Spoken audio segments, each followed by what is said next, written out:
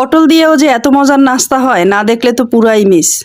বাসায় হঠাৎ করে গেস্ট চলে আসছে অথচ তাদের নাস্তা দেওয়ার জন্য কিছুই নেই। এই অবস্থায় বাসায় যদি থাকে মাত্র একটা সবজি তাহলে আর কোনো টেনশনই নেই। চলুন তবে আজকে পটল দিয়ে খুবই মজাদার এবং ইউনিক একটা রেসিপি আপনাদের সঙ্গে শেয়ার করছি।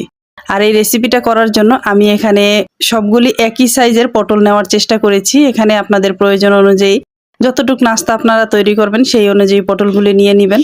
তো পটলগুলি নেওয়ার পরে এখন একটা পিলারের সাহায্যে পটলের খোসাগুলি আমি ছাড়িয়ে নিচ্ছি। তবে এখানে পটলের খোসাটা পুরোটা আমি ছাড়িয়ে নিচ্ছি না, মাঝে মাঝে কিছুটা অংশ আমি রেখে নিচ্ছি।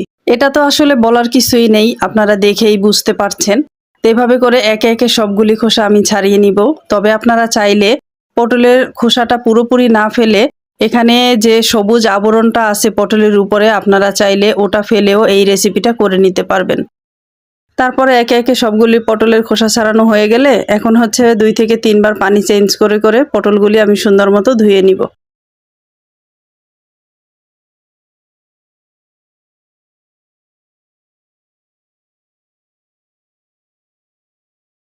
পটলগুলি ধুয়ে পানি ঝরিয়ে তারপরে এই তো ফিরে এলাম। এখন পটলের মুখের সাইডের অংশগুলি আমি কেটে নিচ্ছি।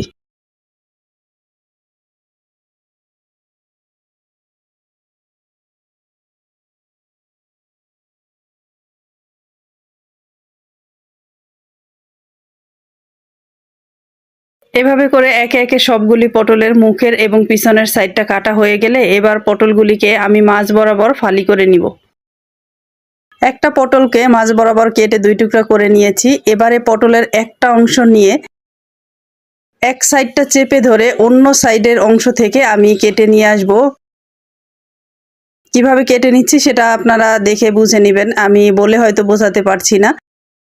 পিছনের অংশটা কিন্তু আমি পুরো আলাদা করে ফেলছি না, একসঙ্গেই রেখেছি এবং মুখের অংশটা এভাবে ফালি ফালি করে চিকন চিকন করে আমি কেটে নিচ্ছি, দেখে একটু বুঝে নেবেন। এই তো দেখুন কিভাবে করে আমি কেটে নিয়েছি, আর এভাবে করে একে একে সবগুলি পটল আমি কেটে নিব।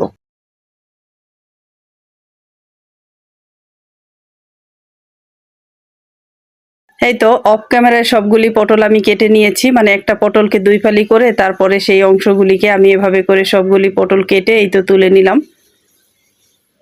এখন হচ্ছে এর সঙ্গে একে একে সব মশলা দিয়ে নিব। এখানে প্রথমেই দিলাম লবণ, সামান্য একটু হলুদের গুঁড়া, মরিচের গুঁড়া,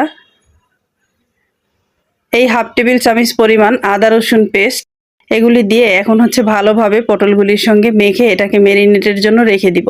আপনাদের হাতে যদি সময় থাকে তাহলে 20 থেকে 30 মিনিট ম্যারিনেটের জন্য রেখে দিবেন, তাহলে মশলাগুলি সুন্দর মতো পটলের মধ্যে ঢুকে যাবে। আর যদি হাতে সময় না থাকে তাহলে ইনস্ট্যান্টলিও ভেজে নিতে পারেন। তো আমি পটলগুলিতে মশলা মাখিয়ে এটাকে 10 মিনিটের জন্য রেস্টে রেখে দিলাম। আর এই দিকে আমি পটলগুলি ভাজার জন্য একটা ব্যাটার তৈরি করে নিব। আর এই ব্যাটারটা তৈরি করার জন্য এখানে আমি নিলাম 1 কাপ পরিমাণ বেসন। আপনারা চাইলে এটা আটা, ময়দা অথবা চালের গুঁড়া দিয়েও করতে পারবেন, তবে বেসন দিয়ে করলে এটার টেস্টটা ভালো পাওয়া যায়।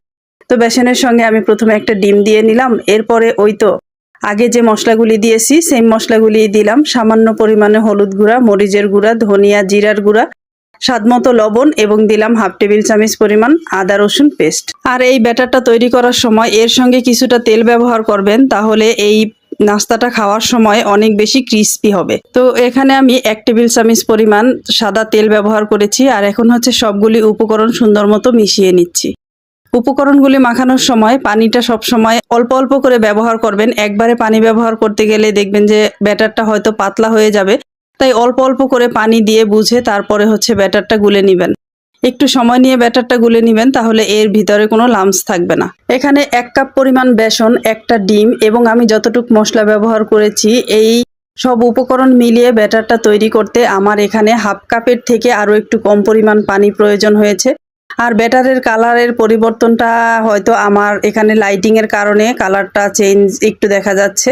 আর এই তো দেখুন ব্যাটারটা আমি কতটুকু ঘনত্ব রেখেছি সেটা আপনারা দেখে একটু বুঝে নেবেন। আর ব্যাটার তৈরি করা হয়ে গেলে আগে থেকে কেটে রাখা পটলগুলি আমি এই তো ব্যাটারের মাঝে ডুবিয়ে দিলাম।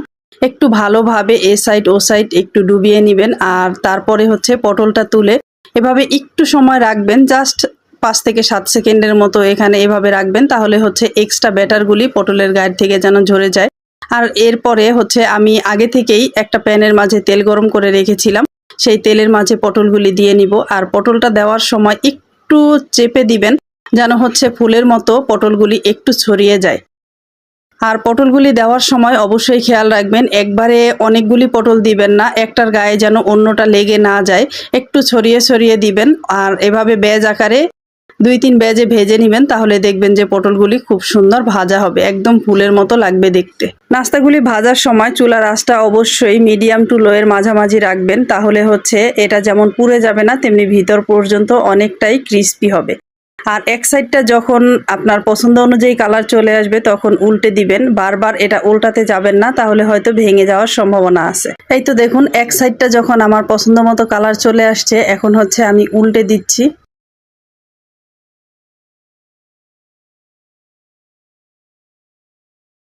আর এভাবে করে যখন 2 সাইডটাই সুন্দর ব্রাউন কালার হয়ে যাবে, এ পর্যায়ে আমি তেল ঝরিয়ে তুলে নিচ্ছি।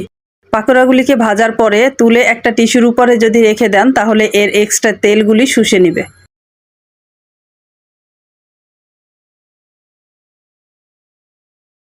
এই তো পটলের পাকোড়াগুলি আমার এক ব্যাচ ভাজা হয়ে গিয়েছে এবং বাকি পটলগুলিও একে একে করে এভাবে সবগুলি পটল ভেজে আমি তুলে নিচ্ছি।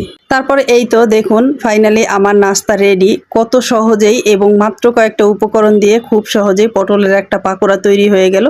আর এই রেসিপিটা যদি আপনি কাউকে তৈরি করে খাওয়ান, সে বারবার আপনার কাছে বায়না করবে এই রেসিপিটা খাওয়ার জন্য।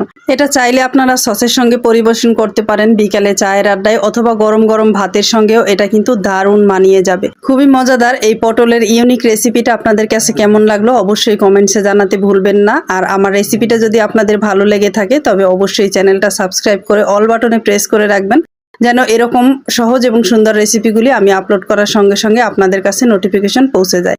আজকে তবে এই পর্যন্তই, দেখা হবে নতুন কোনো রেসিপিতে। সেই পর্যন্ত সবাই ভালো থাকবেন, সুস্থ থাকবেন। আল্লাহ হাফেজ।